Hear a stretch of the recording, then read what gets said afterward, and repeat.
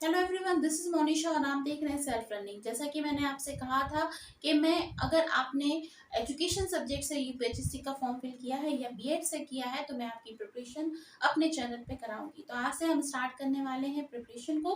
तो जो भी स्टूडेंट इंटरेस्टेड हैं वो हमारे वीडियोस के साथ जुड़ सकते हैं। वीडियोस अगर अच्छे लगते हैं तो प्लीज़ लाइक कीजिए, शेयर कीजिए, और अगर आप ऑनलाइन क्लासेस चाहते हैं तो प्लीज़ मुझे बताइए, तो मैं आपको शेड्यूल शेयर कर दूंगी कि आप ऑनलाइन क्लासेस ज्वाइन कर सकते हैं। इसके अलावा मैं आपको बता दूं, जो स्टूडेंट्स नेट की प्रिपरेशन कर रहे हैं एजुकेशन सब्जेक्ट से या बीएड है या एमएड में अपने आप को एनरोल कर चुके हैं, उन सभी के लिए ये वीडियो इंपॉर्टेंट होने वाला है। वीडियो अच्छा लगता है तो प्लीज लाइक कीजिए, शेयर कीजिए और चैनल को सब्सक्राइब करना मत भूलिएगा। और अगर कोई भी क्वेरी होती है तो कमेंट सेक्शन में मुझसे पूछिए, मैं उसका आंसर देने की पूरी कोशिश करूंगी। तो स्टार्ट करते हैं आज का वीडियो। आज का वीडियो जो है वो यूनिट 1 के बारे में है, जो कि बीएड के लिए जो कोर्स दिया गया है, जो सिलेबस दिया गया है उससे संबंधित है। तो यूपीएससी बीएड सब्जेक्ट कोड 60 और आपका जो पहला यूनिट है वो है फिलोसफिकल फाउंडेशन ऑफ एजुकेशन। ठीक है, यही unit philosophical foundation of education आपका बीएड में भी है, आपका एमएड में भी है ना, और आपका नेट के लिए भी है। इसलिए ये जो टॉपिक है ये सभी के लिए बहुत इंपॉर्टेंट होने वाले हैं। तो आज हमारा जो पहला टॉपिक है वो क्या है? Concept of philosophical education.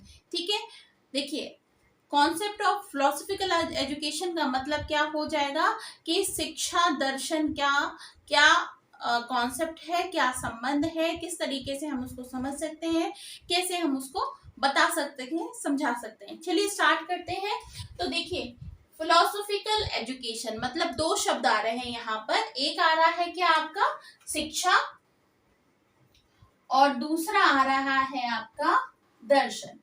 तो यहाँ पर शब्द बन जाता है शिक्षा दर्शन, एजुकेशनल फिलॉसफी। ठीक है, तो हम एक एक करके सारी चीजों को समझेंगे। पहले हम समझते हैं ये जो शब्द है फिलॉसफिकल, यानी कि फिलॉसफी को समझते हैं। तो फिलॉसफी क्या होती है? तो फिलॉसफी जो है वो एक ग्रीक भाषा का शब्द है। ग्रीक भाषा के शब्द से इसका ओरिजिन हुआ है। कौन कौन से शब्द होते हैं? एक होता है फिलॉस और दूसरा होता है सोफिया। इन दोनों शब्दों के संबंध से, मतलब इन दोनों को कंबाइन जब हम करते हैं तो क्या बनता है आपका फिलॉसफी। अब फिलॉस का अर्थ क्या होता है? लव, प्रेम, और सोफिया का अर्थ होता है क्या? विजडम, यानी कि ज्ञान। तो लव मतलब प्रेम, विजडम मतलब ज्ञान। तो love of wisdom is equal to philosophy. यहाँ पर जो फिलॉसफी को बताया गया है वो क्या है कि philosophy is search of knowledge and wisdom. ठीक है, अगर हम फिलॉसफी का अर्थ जाने तो ऐसी कोई भी अनुसंधान, ऐसा कोई भी सर्चिंग जो हम करते हैं जो कि किसके लिए हो? नॉलेज के लिए हो, विजडम के लिए हो, और उसको हम बड़े तन्मयता से, बड़े प्रेम से करते हैं, तो उसको किसकी श्रेणी में रखा जाता है? फिलॉसफी की श्रेणी में रखा जाता है। ठीक है, ज्ञान से प्यार करो। क्या अर्थ होता है? ज्ञान से प्यार करो। अब ये तो बात हो गई जो एक वर्ड है फिलॉसफी, लेकिन हमारे भारतवर्ष में इसको क्या कहा जाता है? दर्शन कहा जाता है। दर्शन का अर्थ क्या होता है? अब देखिए, दर्शन को अगर मैं लिखती हूं तो लिखा जाएगा दर्शन। दर्शन जो शब्द है वो संस्कृत भाषा की दृश्य धातु से बना हुआ है। दृश्य का अर्थ क्या होता है? देखना। ठीक है, दर्शन किससे बना हुआ है? दृश्य धातु से बना हुआ है, और दृश्य का अर्थ क्या होता है? देखना। अनेक प्रकार से किसी भी कॉन्सेप्ट को देखना, समझना, और उसके बाद उसके बारे में विचार करना, और विचार करने के बाद जो कुछ भी आपके तथ्य आपको सामने मिलते हैं उसको और गहराई से देखना, और गहराई से समझना, और उसके बाद अपनी एक कोई भी तरह की राय कायम करना। ठीक है, अब इसको कहा जाता है दर्शन। ठीक है, और दर्शन जो है वो क्या है? एक तरीके से एक विषय है, कहा जा सकता है कि एक विषय है, लेकिन दर्शन जो है सभी विषयों का क्या है? फादर है। दर्शन जो है वो क्या है? साइंस है।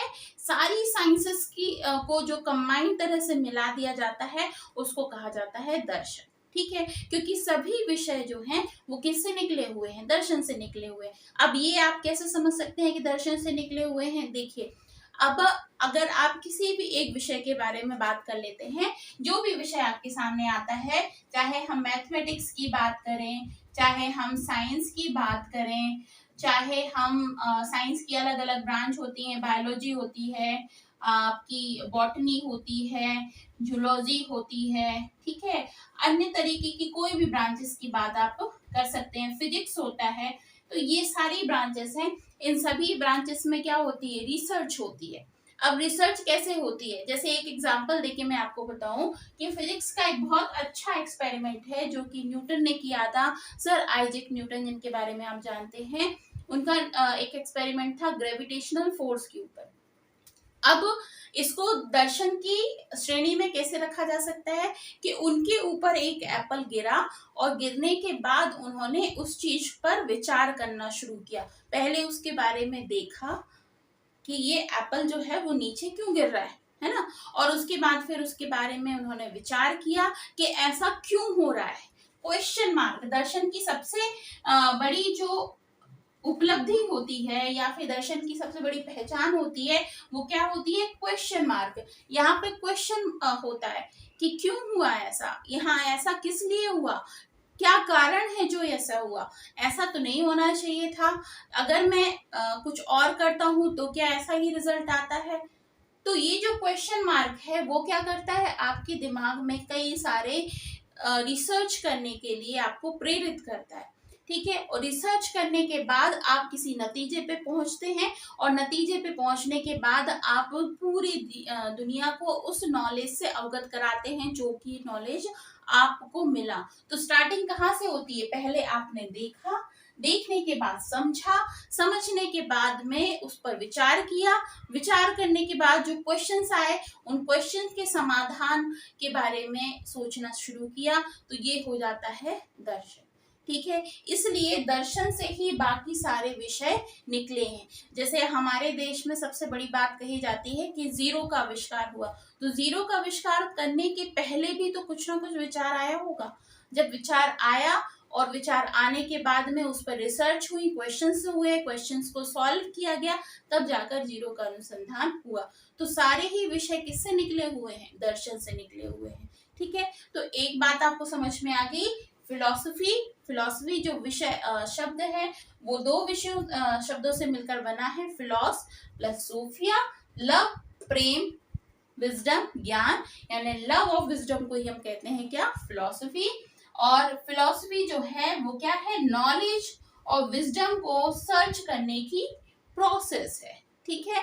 अच्छा, अब इसके बाद मैं आपको जो बहुत अच्छी अच्छी डेफिनेशंस हैं जो फिलॉसफी के बारे में, फिलॉसफी के लिए को परिभाषित करने के लिए दिए हैं, वो मैं आपको बताऊंगी। उसका पूरा आपको जो पीडीएफ है वो वीडियो के लास्ट में मिल जाएगा, आप जरूर देख लीजिएगा।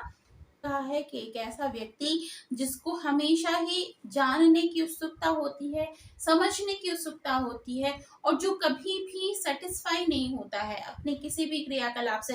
सपोज जितने भी फिलोसोफर्स हुए हैं या जितने भी साइंटिस्ट हुए हैं, आप अगर ये कहें कि वो अपने वर्क से सेटिस्फाइड थे, तो नहीं, उन्होंने जो कुछ भी अचीव किया वो एक स्टेप मात्र था, उसके बाद फिर वो अपनी रिसर्च में लग जाते हैं, क्योंकि उनके दिमाग में एक कंप्लीट होने के बाद में नेक्स्ट क्वेश्चन भी आ जाता है। तो फिलोसोफर्स कौन होते हैं, जो हमेशा ही रिसर्च और ज्ञान को सीखने समझने के लिए लगे रहते हैं, और जो हमेशा ही काम करने में उत्साहित रहते हैं, ज्ञान को पाने के लिए उत्साहित रहते हैं, और कभी भी सेटिस्फाई यानी कि कभी भी क्या नहीं होते हैं, पूर्णतः से संतुष्ट नहीं होते। उनके यहाँ, उनके अंदर ज्ञान को पाने की जो भूख है वो हमेशा लगी रहती है, ठीक है।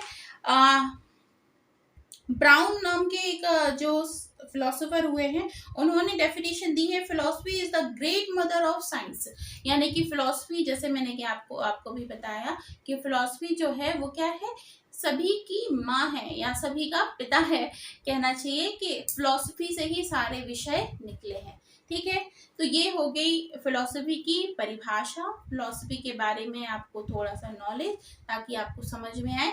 इसका पीडीएफ मैं शेयर कर दूंगी, लास्ट में मिलेगा आपको वीडियो के, जरूर देखिएगा। ठीक है, सारी ही डेफिनेशन उसमें जो मुख्य डेफिनेशंस है वो आपको मिल जाएंगी।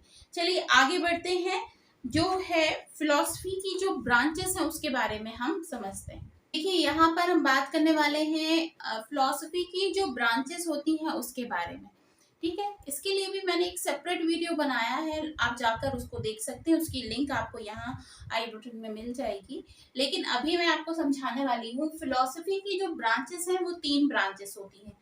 पहला क्या होता है आपका मेटाफिजिक्स, दूसरा होता है एपिस्टेमोलॉजी और तीसरा होता है एक्सियोलॉजी। अब ये क्या चीजें हैं इसको मैं आपको बताती हूँ। किसी भी विषय को जब हम समझते हैं तो हम क्या क्या समझते हैं, पहली बात तो वो विषय कहाँ से निकला है, उसके पीछे का जो भौतिक तत्व है मतलब फिजिकल बॉडी है वो क्या है। ठीक है, दूसरा हम उसके बारे में उसका नॉलेज लेते हैं, मतलब जैसे मैं कहूँ कि ये ब्लू कलर का है या ब्लैक कलर का है, तो ये ब्लैक कलर का है, ये हमें ज्ञान हो रहा है। ठीक है, तो ये हो गया हमारा इसके बारे में नॉलेज। अब तो इसको कहते हैं एपिस्टेमोलॉजी, जिसके बारे में कहा जाता है थ्योरी ऑफ नॉलेज। यहाँ से समझ में आता है कि उस पर्टिकुलर विषय के बारे में क्या सोच है, क्या उसके बारे में ज्ञान निकल रहा है। तीसरा आता है एक्सियोलॉजी। एक्सियोलॉजी का मतलब क्या होता है, थ्योरीज ऑफ वैल्यू, यानी कि इसका महत्व क्या है, उसके मूल्य क्या है। वैल्यू का मतलब क्या होता है, जब हम किसी भी चीज को सीखते हैं तो पहली बात तो ये पता होना चाहिए ना कि उसके बारे में क्या वैल्यूज निकल रही है, उसका एप्लीकेशंस कहाँ पर होगा, क्यों हम उसको पढ़ रहे हैं, उसे क्या अर्थ मिलने वाला है, क्या उसके बारे में उसके आउटकम्स क्या होंगे। ठीक है, तो यहाँ पर हो जाता है थ्योरी ऑफ वैल्यूज। तो कौन कौन सी मुख्य ब्रांचेस हो गई, पहला हो जाता है मेटाफिजिक्स, दूसरा होता है एपिस्टेमोलॉजी और तीसरा होता है एक्सियोलॉजी। ठीक है, कंफ्यूज हो जाते हैं स्टूडेंट्स कि मेटाफिजिक्स का मतलब क्या होता है, तो याद रखिएगा जहां पर नेचर ऑफ रियलिटी की बात की जाएगा है, किसकी बात की जाती है, नेचर ऑफ रियलिटी की, या फिर नेचर ऑफ मैटर्स की बात की जाए तो वहां पे आ जाता है क्या, मेटाफिजिक्स। और हिंदी में इसको कहा जाता है तत्व मीमांसा। क्या कहा जाता है, तत्व, क्योंकि यहाँ पर एक बात बोली जाती है, हम अगर पृथ्वी की बात करें, अगर हम किसी भी चीज की बात करें तो वो किससे बनी हुई है, तो किससे बनी हुई है, मैटर से बनी हुई है, तत्वों से मिलकर बनी हुई है। तो किस चीज से बनी हुई है, इसलिए इसको कहा जाता है तत्व मीमांसा। दूसरा उससे संबंधित ज्ञान, उससे संबंधित नॉलेज, तो यहाँ पर इसको कहा जाता है हिंदी में ज्ञान मीमांसा, थ्योरी ऑफ नॉलेज। तीसरा जो है उसको कहा जाता है क्या, थ्योरीज ऑफ वैल्यू, यानी यहाँ पे हिंदी में इसको कहा जाता है मूल्य मीमांसा।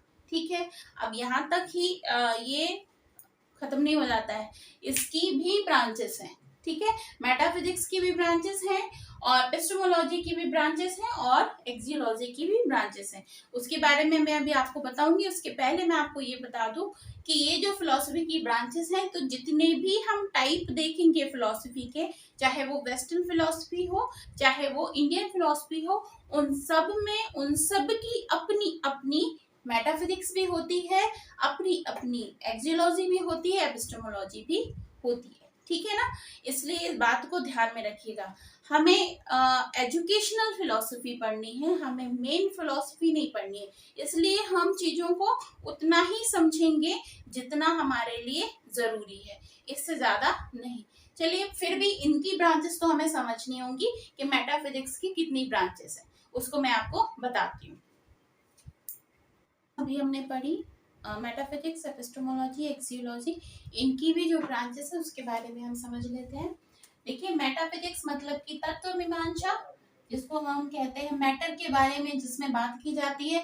मैटर अगर बात की जा रही है मैटर के बारे में, तो ये मान के चलिए आप कोई भी फिजिकल बॉडी होगी, या तो पृथ्वी की बात की जाएगी, जल की बात की जाएगी, जो भी चीज दिखाई देती है, समझ में आती है, जिसको हम टच कर सकते हैं, छू सकते हैं, जिससे समझ सकते हैं या फिर जिससे महसूस कर सकते हैं, इन सारी चीजों के बारे में बात की जाएगी। ठीक है, तो इसकी जो ब्रांचेस होती हैं वो कितनी होती है, 5 होती है। पहली होती है ऑन्टोलॉजी, जिसमें बात की जाती है सत्य मीमांसा की।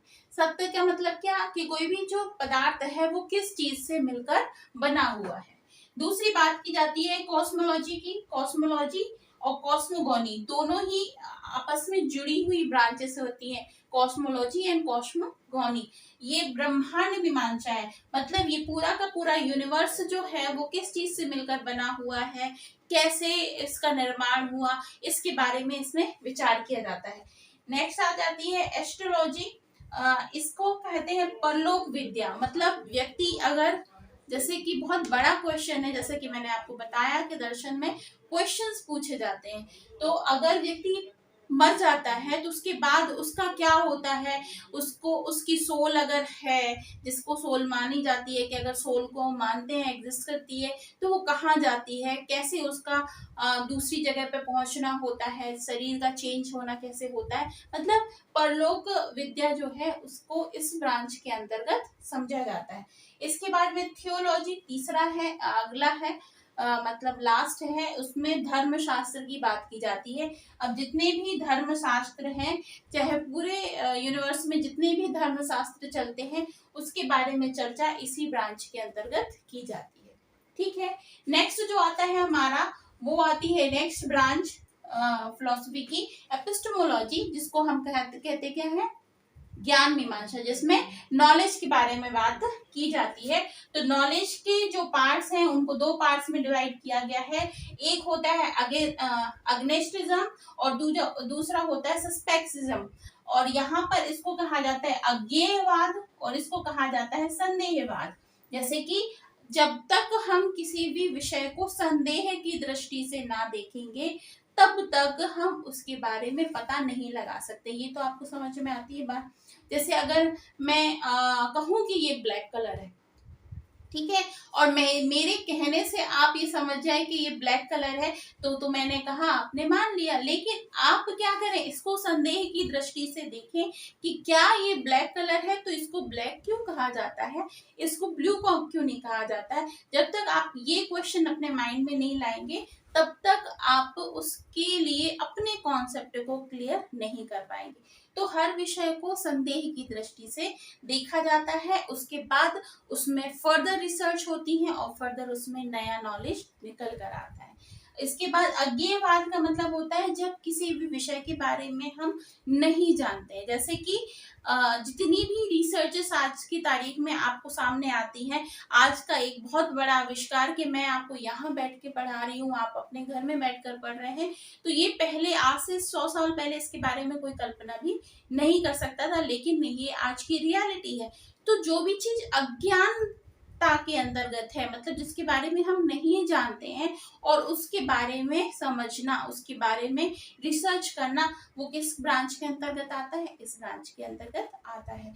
नेक्स्ट आता है हमारी जो तीसरी ब्रांच है, एक्सियोलॉजी, जिसको हम मूल्य मीमांसा कहते हैं, जिसमें हम वैल्यूज की बात करते हैं, मूल्यों की बात करते हैं। उसमें जो फर्स्ट आता है वो आता है एथिक्स। एथिक्स के अंतर्गत आप जानते हैं बात की जाती है आचार विचार की, मतलब कैसे किया जाना चाहिए, कैसे करना चाहिए, प्रोसेस कैसा है, हाउ टू, जो शब्द है वो यहाँ से निकलता है, कैसा आपका आचार होना चाहिए, विचार होना चाहिए, कैसी वैल्यूज होनी चाहिए कार्य करने की, वो यहाँ से निकल कर आता है। नेक्स्ट इसकी जो ब्रांच है वो है एस्थेटिक्स। एस्थेटिक्स में बात की जाती है सौंदर्य शास्त्र की, सौंदर्य संबंधी बात की जाती है। नेचर सबसे ज्यादा खूबसूरत है, नेचर से ज्यादा सुंदर कुछ भी नहीं है, लेकिन उसके विषय में बात करना, उसके बारे में समझाना, उसके बारे में अलग अलग तरीके के विचार संबंधी रखना, वो सारी चीजें कहाँ पर इसके अंतर्गत आती है। अब सौंदर्य क्या हो सकता है, जितना भी आपको पूरी प्रकृति में नजर आता है वो सब क्या है, सौंदर्य ही है ना। उसके बारे में समझाना, अलग अलग लोगों की नजरिए रहे हैं, अलग अलग लोगों की सोच रही है, उसके हिसाब से उन्होंने अपना विचार रखा हुआ है, वो किसके अंतर्गत रखा जाता है, इसी के अंतर्गत रखा जाता है। मतलब एस्थेटिक्स के अंतर्गत ये सारी चीजें समझ में आती है। तो ये हो गई आपकी फिलोसफी की ब्रांचेस, ठीक है, मेटाफिजिक्स, एपिस्टेमोलॉजी और एक्सियोलॉजी। इसका एक सेपरेट वीडियो भी है जिसको मैंने आपको बहुत अच्छे से समझाया था, जाकर आप देखें, आपको सही समझ में आएगा। अभी भी आपको समझ में आया हो अच्छा लगा हो वीडियो तो जरूर लाइक कीजिएगा। अब मैं आपको देने वाली हूँ फिलॉसफी से संबंधित सारी ही डेफिनेशन, जो आने वाला अभी एक आपको पीडीएफ नजर आएगा, उसमें आप देख सकते हैं। आपको मैंने कहा था कि आप मेरे टेलीग्राम चैनल से भी जुड़ सकते हैं, उसमें मैं ये सारे वीडियो की लिंक और ये पीडीएफ जो है वो मैं शेयर कर देती हूँ, तो आप वहां जाकर मेरे साथ जुड़ सकते हैं। मेरा इंस्टाग्राम हैंडल भी है, उसको भी आप देख सकते हैं, सेल्फ लर्निंग के नाम से ही। इसकी डिटेल मैं आपको डिस्क्रिप्शन बॉक्स में दे दूंगी। साथ ही साथ में फेसबुक जो पेज है उससे भी आप जुड़ सकते हैं। तो ये सारे तरीके हैं, आप मेरे साथ जुड़ सकते हैं, सेल्फ लर्निंग का हिस्सा बन सकते हैं। नेक्स्ट वीडियो में हम बात करेंगे, किसकी बात करेंगे? अभी हमने दर्शन की बात कर ली, फिलॉसफी की बात कर ली, ठीक है, लेकिन अब हम बात करने वाले हैं फिलॉसफी एंड एजुकेशन की। ठीक है, तो हम शिक्षा समझेंगे। शिक्षा समझने के बाद में हम शिक्षा और दर्शन का आपस में संबंध क्या है उसके बारे में समझेंगे। ठीक है, तो मिलती हूँ आपसे नेक्स्ट वीडियो में, तब तक के लिए अपना बहुत ख्याल रखिए। और वीडियो अगर अच्छा लगा हो, नॉलेजेबल लगा हो, तो प्लीज लाइक करके जाइएगा और शेयर भी कीजिएगा दूसरों के साथ में, और चैनल को जरूर सब्सक्राइब कीजिएगा। ठीक है।